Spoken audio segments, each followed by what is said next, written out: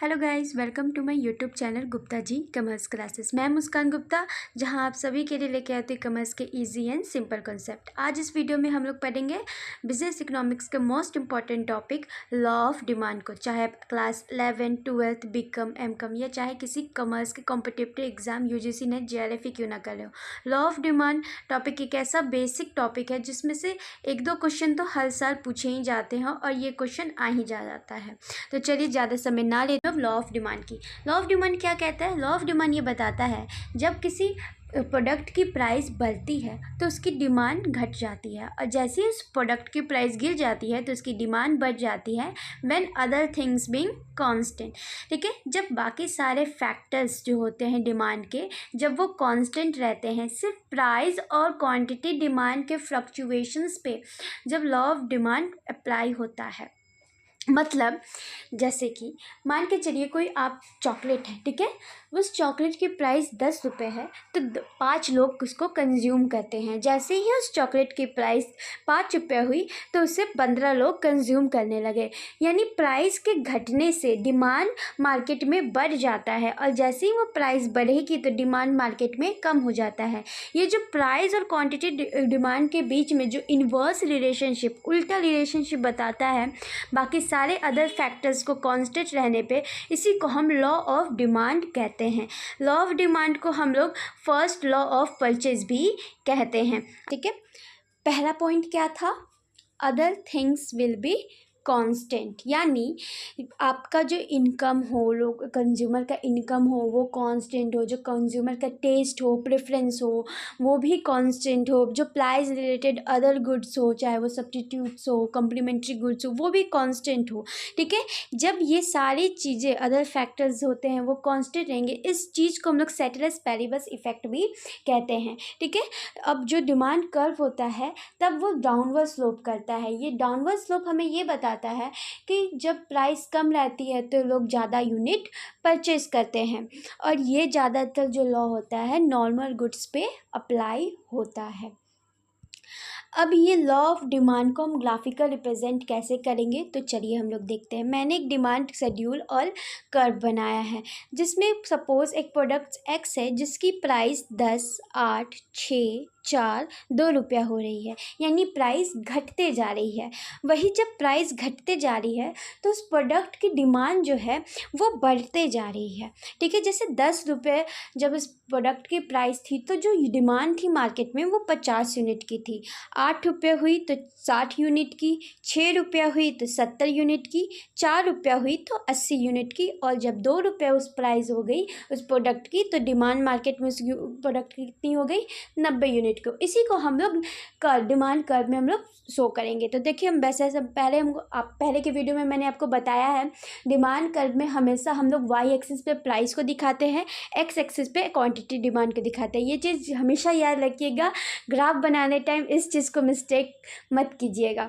तो देखिए जब हम लोग इसको पॉइंट आउट करेंगे, 10 पे 50 यूनिट, 8 पे 60, 6 पे 17 और 4 पे 80 और 2 पे 90। तो ये सब पॉइंट्स को हम लोग जब मिलाएंगे तो एक डाउनवर्ड स्लोप बनेगा, एक नेगेटिव स्लोप बनेगा, लेफ़्ट टू राइट जब जाएगा। तो ये हम लोग क्या बताता है कि जब लेफ़्ट टू राइट जाता है तो डिमांड कर्व जो होता है वो डाउनवर्ड स्लोप होता है, यानी जब प्राइस कम होता है तो लोग ज़्यादा परचेस करते हैं, और जब प्राइस बढ़ जाता है तो लोग कम परचेस करने लगते हैं।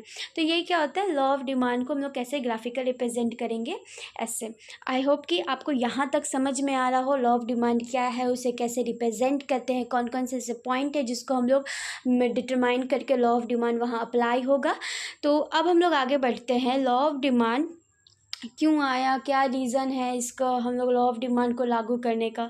तो क्यों हम कंज्यूमर जो होते हैं जब प्राइस लो होता है तो खरीदते हैं, जब प्राइस बढ़ता है तो नहीं खरीदते हैं। तो ये सिर्फ 3 इम्पॉर्टेंट पॉइंट्स है जो हमेशा याद रहने चाहिए कि क्यों लॉ ऑफ डिमांड हमारा होता है। तो पहला क्या होता है, सब्स्टिट्यूशन इफेक्ट।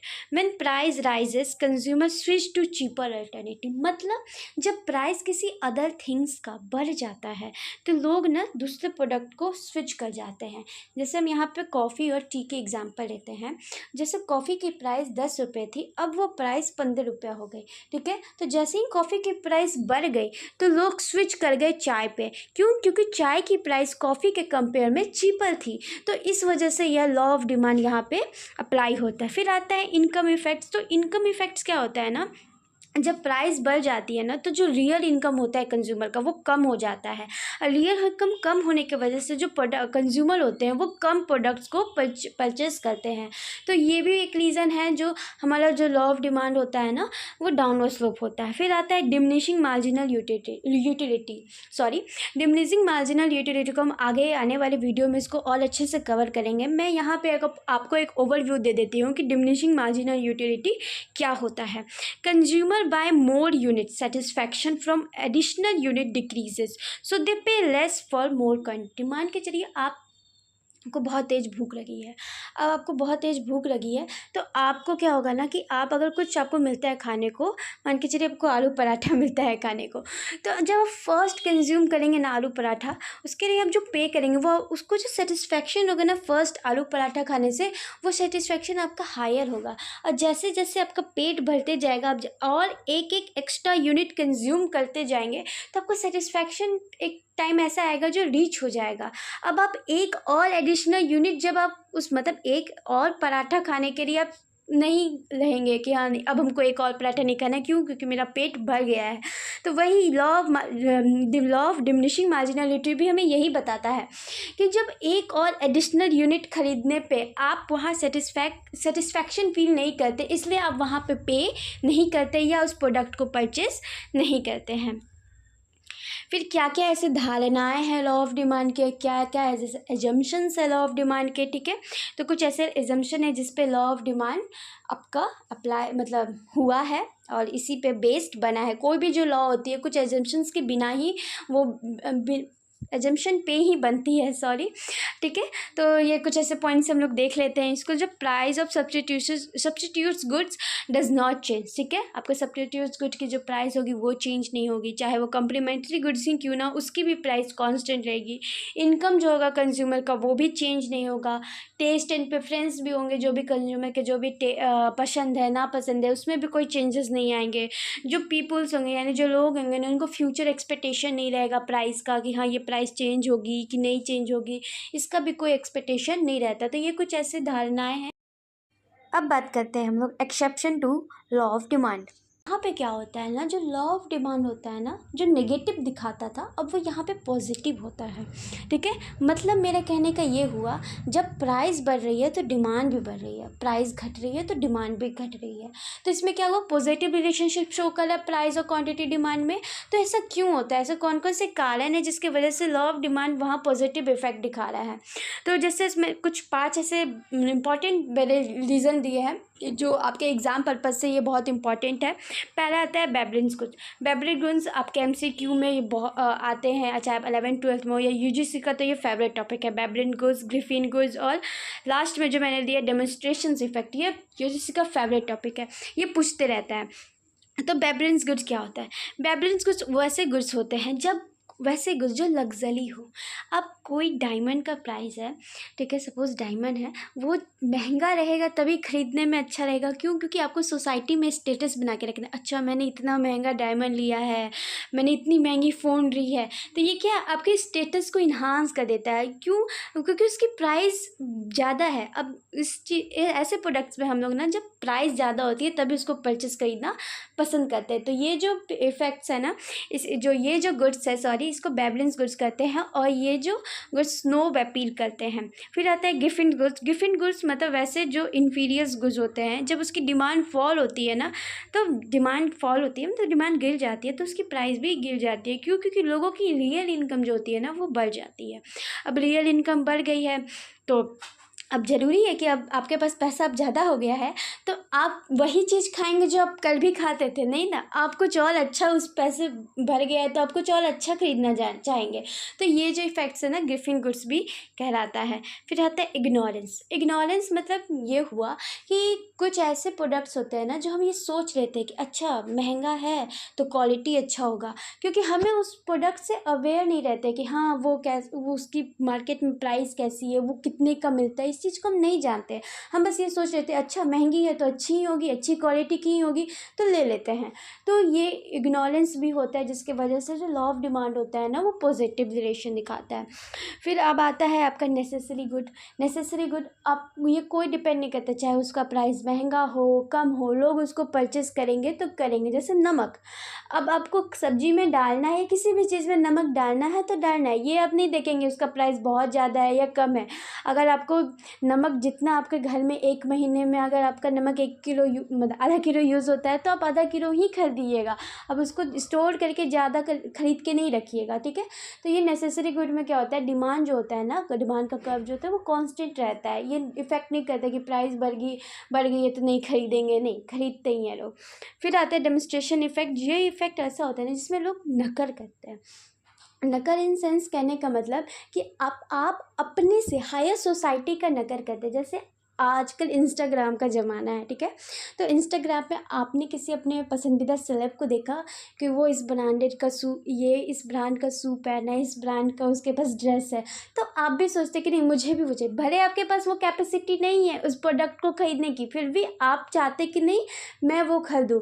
या अगर मैं एक और एग्जांपल लूँ तो इसको ऐसे समझ सकते हैं, जैसे ये आपके सारे फ्रेंड सर्कल में सबके पास आईफोन है, आपके पास एंड्रॉयड फ़ोन है, तो आप भी चाहिएगा कि मुझे भी आईफोन चाहिए। भले आप आपके पास उतनी कैपेसिटी नहीं है कि वो आईफोन आप खरीद के घूमें, पर आपको अपने सोसाइटी में आप अपने हायर ग्रुप है उसको नकल करना है, आपको उनकी तरह बनना है, तो आप वैसे प्रोडक्ट को परचेज करते हैं, ठीक है। तो ये जो इफ़ेक्ट होता है इसको डेमोन्स्ट्रेशन इफ़ेक्ट भी कहते हैं।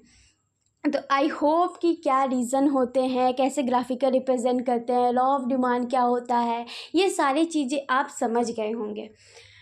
अब हम कुछ ड्रॉबैक देखते हैं, क्या ड्रॉबैक है, क्योंकि अब कुछ चीज़ बने तो उसको कुछ ड्रॉबैक भी तो होंगे ना, कि अब सब चीज़ परफेक्ट तो नहीं बना रहता। तो देखिए पहला तो ये वन साइडेड है, हम पहले ही देखें लॉ ऑफ डिमांड जो होता है ना हमेशा चेंज इन प्राइस की बात करता है। जब प्राइस चेंज होगा तो डिमांड में चेंजेस आएंगे, प्राइस बढ़ेगा तो डिमांड घटेगा, प्राइस घटेगा तो डिमांड बढ़ेगा। ये नहीं बताता कि जब क्वांटिटी डिमांड बढ़ेगी तो प्राइस पे क्या चेंजेस आएंगे कि नहीं आएंगे, ये चीज़ नहीं कहता। तो ये वन साइडेड है, ये जो लॉ है ना ये वन साइडेड है, ये हमेशा क्वालिटेटिव नेचर का होता है, क्वांटिटेटिव नेचर का नहीं होता है। इसका प्रोपोर्शन जो होता है ना ये चेंज भी नहीं होता। तो ये कुछ इसके ड्रॉबैक है, लॉ ऑफ डिमांड के ये कुछ ड्रॉबैक है। तो आई होप कि ये सेशन आपके लिए यूज़फुल हुआ रहेगा, आप लॉ ऑफ डिमांड को समझ गए होंगे अच्छे तरीके से।